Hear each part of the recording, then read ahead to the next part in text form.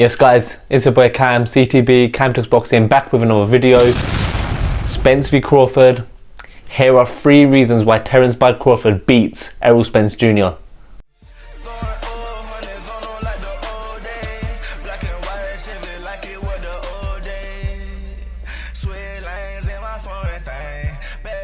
Go straight into it guys. If you're new, please hit the subscribe button, join the road to 1k, and for those of you who are watching, please hit the like button because that will tell YouTube that you want my video to be promoted, and that will really help me. I really appreciate that guys. The first reason why Terence Bud Crawford beats Errol Spence Jr. is because of his ring IQ. Terence Crawford is a smart fighter. He's intelligent, he has ring generalship, and there's just so much to his game. He has an abundance of skills, talent, and what I love about Crawford is his adaptability. He can adapt in fights. We've seen in the Sean Porter fight, Sean Porter was arguably up on the scorecards, but around the latter stage of the fight, he adjusted and he figured Porter out. Another great part of his adaptability is his ability to fight in both stances. We call Terence Bud Crawford and any other fighter who can fight in both stances a switch hitter. We've seen him knock out earlier on in his career. He's got knockouts in the orthodox stance. He often opens the first round in the orthodox stance. You can see in this fight here, in round 1 he was in orthodox, and then in the second round he went back to southpaw. His ability to switch stances could really confuse Errol Spence. His ability to adjust and change his style can really help him beat Errol Spence, because Errol Spence is known for having one style, but that style is obviously really effective for him. The second reason why Terence Bud Crawford beats Errol Spence Jr. is because of his counter punching. Terence Bud Crawford is one of the best counter punchers in boxing. Not only is he a great counter puncher, but along with his counter punching abilities, he's a powerful fighter.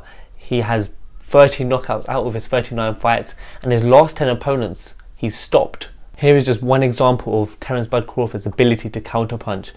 And not only can he counter punch to point score, he can counter punch and it could be lights out, devastating knockouts.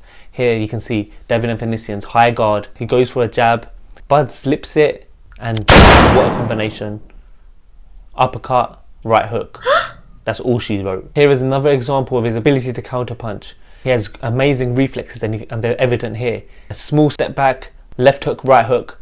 And it shows he can throw to the body as well as Spence. As good as Spence is, Bud can also counter punch and throw to the body. His ability to counter punch can really help him beat Errol Spence, who is a high volume, high output fighter who throws a ton of jabs and a lot of combinations. We've seen Spence caught at times. Fight against Ugas, he got caught by a couple of shots that momentarily caught his attention. Terence Bud Crawford is the hardest puncher Spence has faced, and if he catches Spence, Bud has the deadly instinct and is a great finisher, so he could simply get Spence out of there. The third reason why Terence Bud Crawford beats Errol Spence Jr.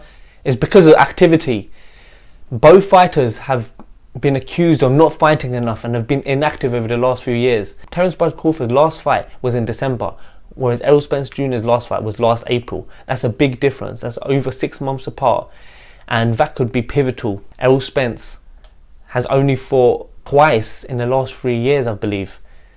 It could be pivotal because we know this is going to be a 50-50 fight, but if Errol Spence comes in and he's rusty, he could take 5-6 rounds to get going. We don't know how much damage Errol Spence has taken. You know, he's had another car accident in the last 12 months.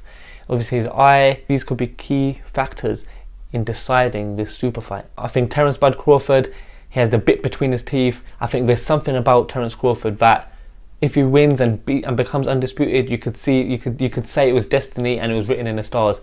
He'll be the first fighter to become undisputed in 2 weight divisions.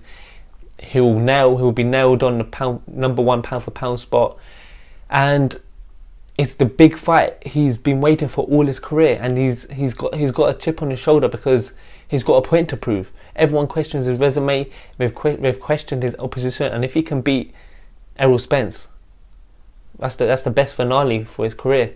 Guys, thank you so much for the support. Hit the like button, hit the subscribe button. On the road to 1k, and I'll be back with another video.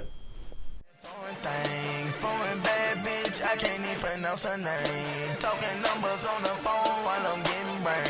switch 4 lanes. I'm in my own lane. You can catch me riding in that phone.